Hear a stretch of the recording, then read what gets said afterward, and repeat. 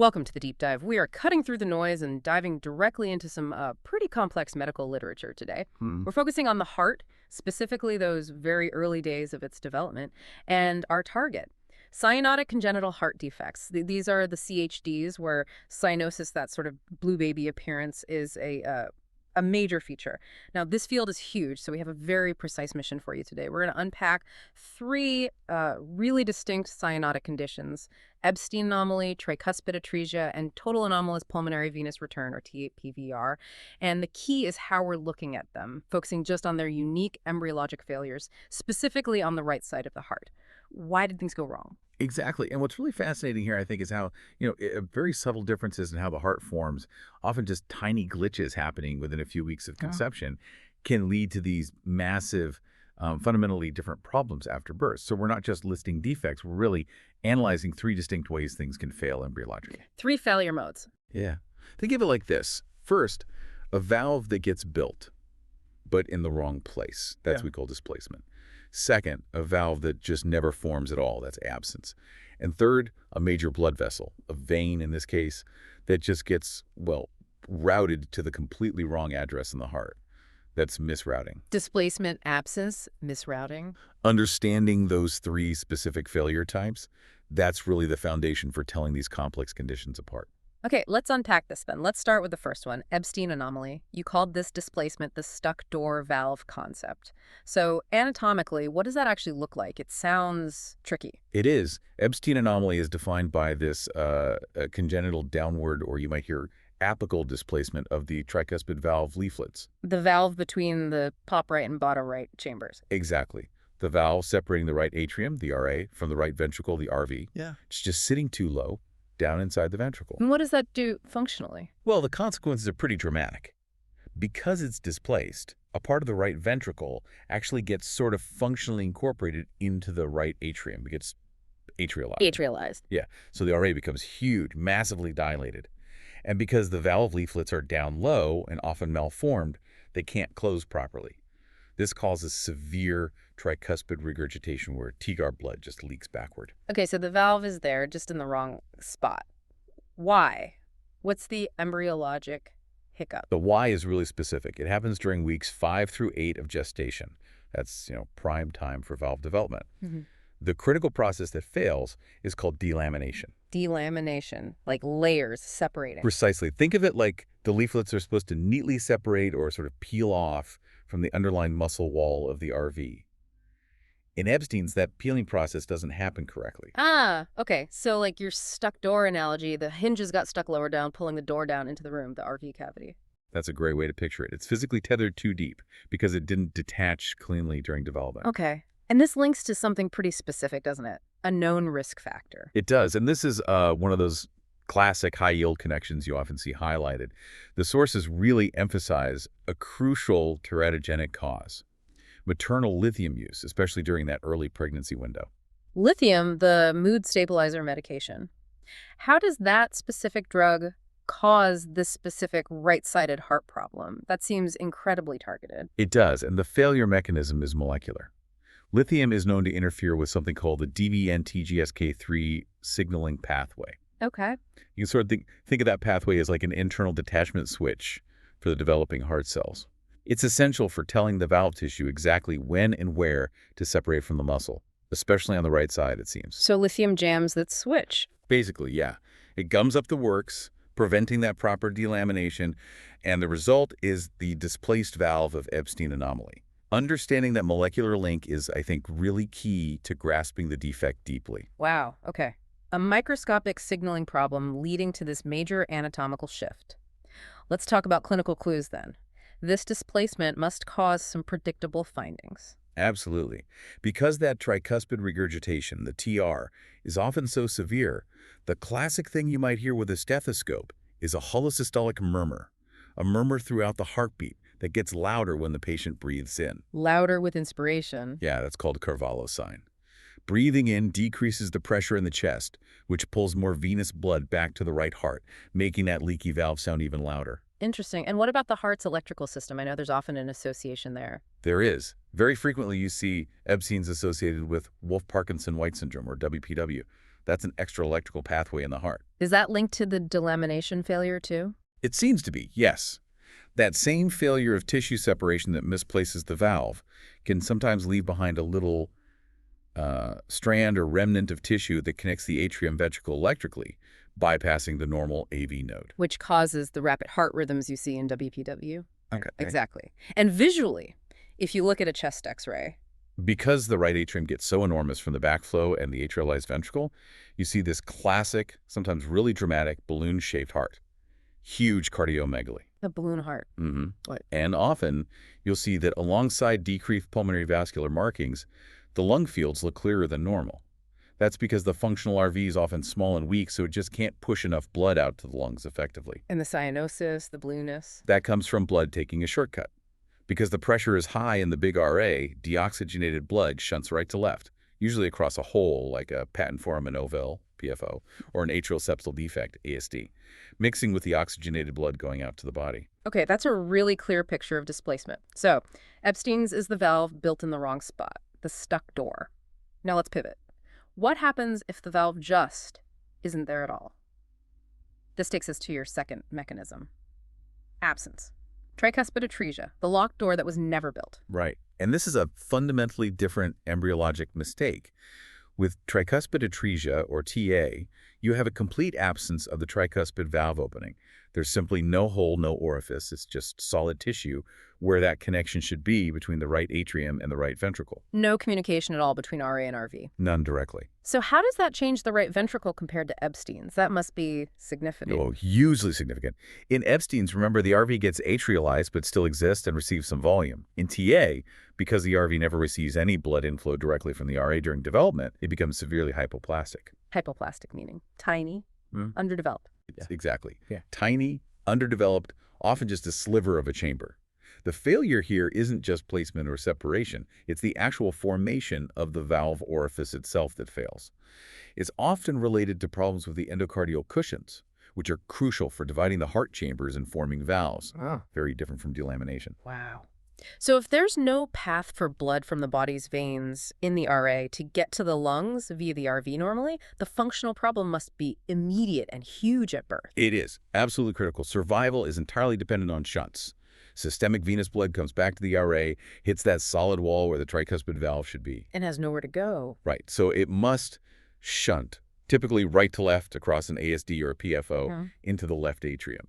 It mixes with the oxygenated blood coming back from the lungs there. So all the blood mixes in the left atrium. Essentially, yes. Yeah. That mixed blood then goes to the left ventricle and out to the body. So Wow. the baby is cyanotic blue right from birth because the systemic circulation is getting this mix of oxygenated and deoxygenated blood.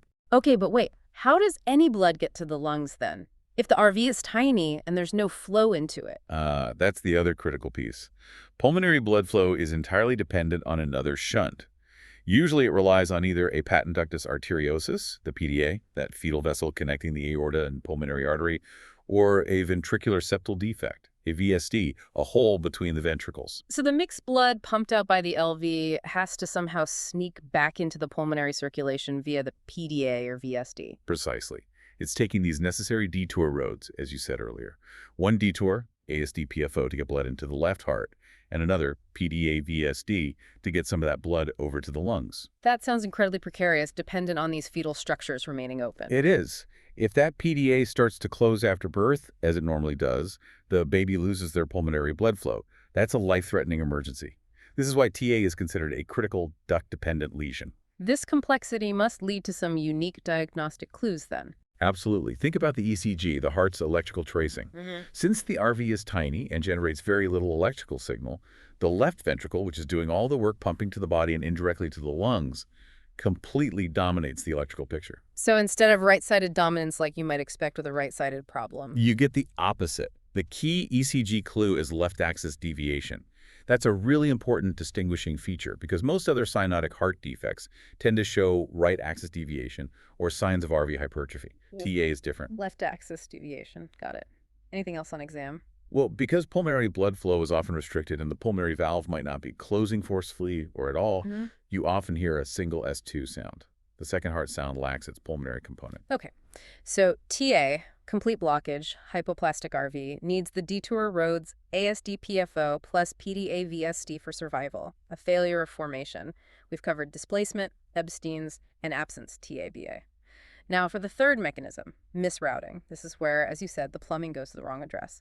Let's talk about total anomalous pulmonary venous return, TAPVR. Right. And here, we shift focus entirely away from the valves themselves and onto the major veins returning blood to the heart.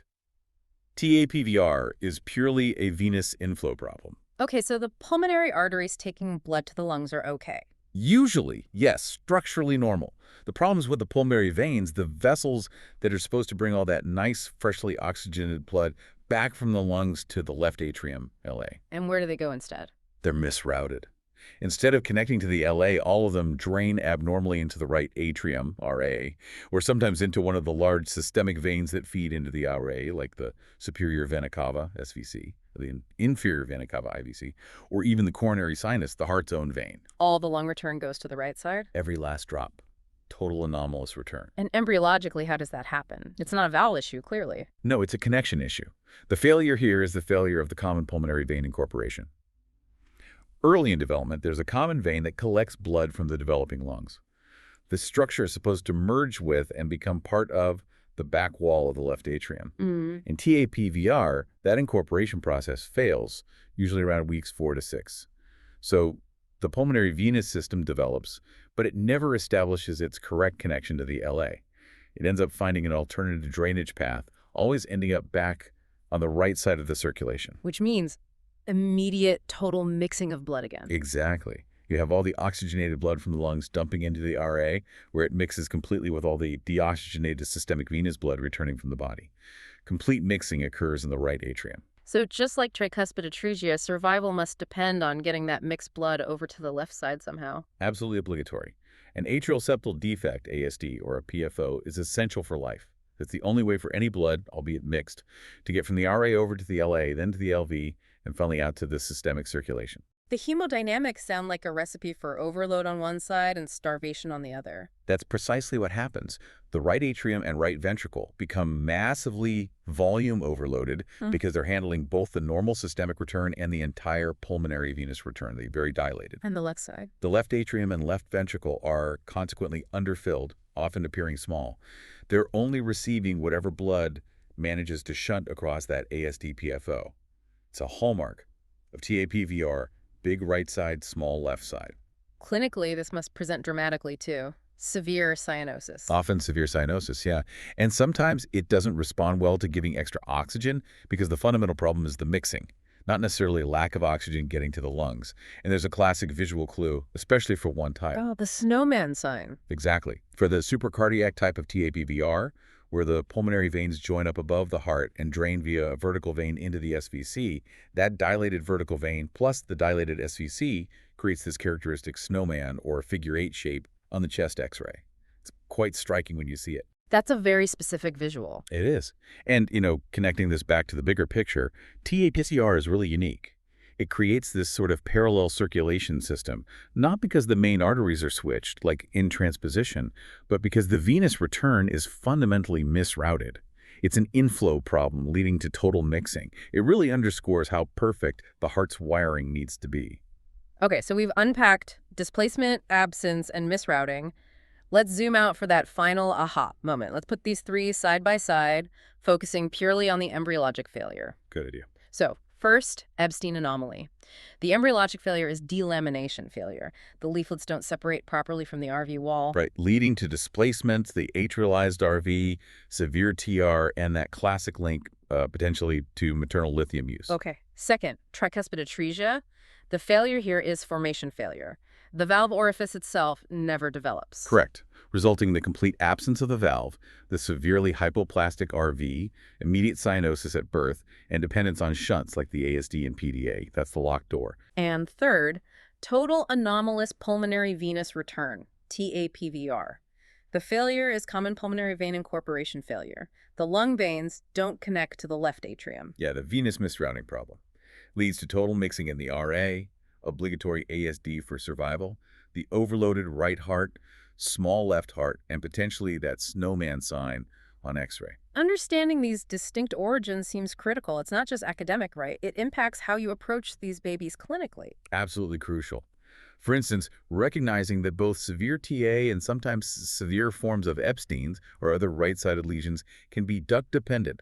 For getting blood to the lungs means your immediate management is similar in one respect. Prostaglandins. Exactly. Starting an infusion of prostaglandin E right away to keep that patent ductus arteriosus open is vital. It buys critical time, keeps blood flowing to the lungs while you figure out the exact anatomy and plan for surgery.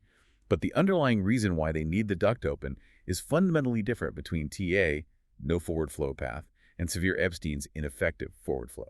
Knowing the embryology helps predict the physiology. It really highlights just how vulnerable the heart is during that intense period of development, weeks 4 through 8 mostly. 3 completely different ways the right-sided circulation can fail, all originating in that short window. It's quite remarkable. And think about that lithium connection again with EBSTEIN's. We saw how it specifically seems to disrupt that right-sided valve delamination process via the WTGSK3 pathway. Yeah. Well, here's a final thought for you to ponder. Why?